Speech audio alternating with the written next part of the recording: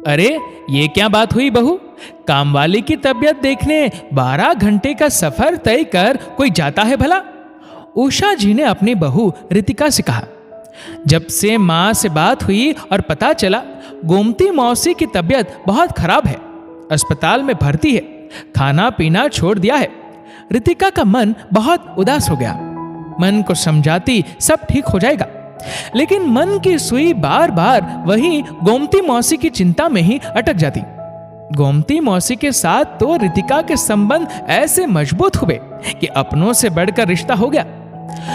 औरत के जीवन में शादी के पहले के रिश्ते जो पहले बहुत खास हुआ करते थे, शादी के बाद दम तोड़ देते हैं।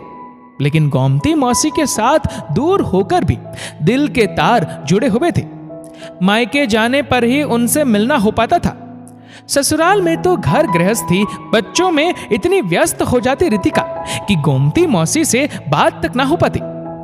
रितिका गोमती मौसी की तबीयत देखने जाना चाहती थी। उसने अपनी सास से अपने दिल की बात कही। माँ, मैं अपने मायके जाना चाहती हूँ, गोमती मौसी की तबीयत बहुत खराब है। तो उसकी सास ने कहा, कामवाली के लिए घर बार छोड़कर नहीं जाया जाता, पर माँ जी, मेरे खुशहाल जीवन के पीछे उनका बहुत बड़ा योगदान है। मैं उनकी ममता को जिंदगी भर नहीं भूल सकती। रितिका आगे कहती है, एक बार शाम के समय मैं ट्यूशन से घर आ रही थी कि कुछ आवारा किस्म के लड़कों ने मेरा रास्ता रोककर बदतमीजी करनी चाहिए। तभी वहां मुझे गोमती मौसी आते हुए दिखी। मैंने मौसी मौसी चिल्लाया। गोमती मौसी की आंखों से क्रोध की ज्वाला निकल गई। उन्होंने साक्षात मां दुर्गा का रूप धारण कर उन राक्षसों की दुर्गति कर दी। एक एक को अपने मजबूत हाथों से पकड़कर लात घूंसों से उनकी खबर ली। उस घटना के बाद मैं घर से बाहर निकलने में भी डरने लगी थी। तब गोमती मौसी ने मुझे बहुत हिम्मत दी। उन्होंने कहा, जिसने गलत किया उसे सजा जरूर मिलेगी। तुम क्यों डर कर घर में बैठी हो, मजबूत बनो। उनमें से एक लड़की को वो पहचानती थी। उन्होंने उन लड़कों के खिलाफ पुलिस में रिपोर्ट कर दी। गोमती मौसी ने ही मुझ में हौसले और आत्मविश्वास का संचार किया। ऐसी ही आज से 15-16 साल पुरानी बात है। मैं 12वीं की बोर्ड परीक्षा की तैयारी कर रही थी कि गांव से खबर आती है कि मेरे दादाजी नहीं रहे। मेरे मम्मी पापा तुरंत जाने की तैयारी करने लगे। दूसरे दिन मेरा बोर्ड एग्जाम का पेपर था। मुझे भी साथ ले जा रहे थे।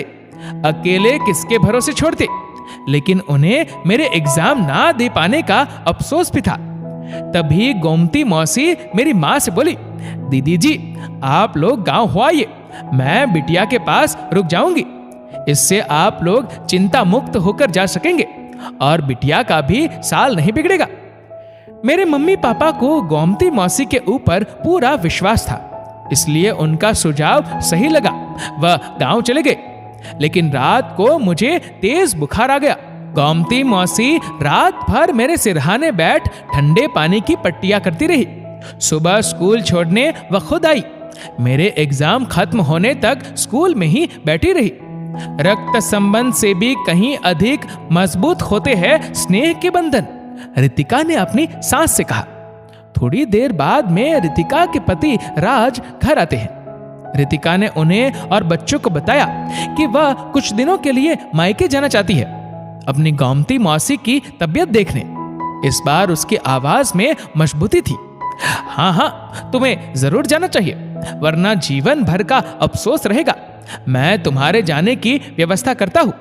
राज ने रितिका को दिलासा दिलाया। रितिका गोमती मौसी के पास पहुंचती है। दोनों की आंखों से अश्रुधारा बह निकली। बस बिटिया, तुझे ही याद कर रही थी, तुझे देखना चाहती थी। मेरे जाने का समय आ गया है बिटिया। भगवान तुझे हमेशा खुश रखे, तेरी हर इच्छा पूरी करे, ऐसा आशीर्वाद देते गोमती मौसी ने अंतिम सांस ली। रितिका इसे विधाता की मर्जी मानकर चुप बैठ गई, लेकिन उसे इस बात की संतुष्टि थी कि आज वह मौसी के अंतिम पलों में उनके साथ थी। दोस्तों, कुछ लोगों के साथ खून का रिश्ता नहीं होता, लेकिन फिर भी उनसे अपनापन सा लगता है। ऐसे रिश्तों को टूटने ना दे। इस वीडियो को लेकर आपकी क्या राय है नीचे कमेंट करके जरूर बताएगा। और अगर आपको वीडियो अच्छा लगा हो तो इस वीडियो को लाइक करेगा, शेयर करेगा ज्यादा से ज्यादा लोगों तक। और ऐसे ही और भी इंस्पिरेशनल वीडियोस के लिए सब्सक्राइब करें हमारे यूट्यूब चैनल को और फेसबुक पर फॉलो करें हमारे पेज को। धन्यवाद।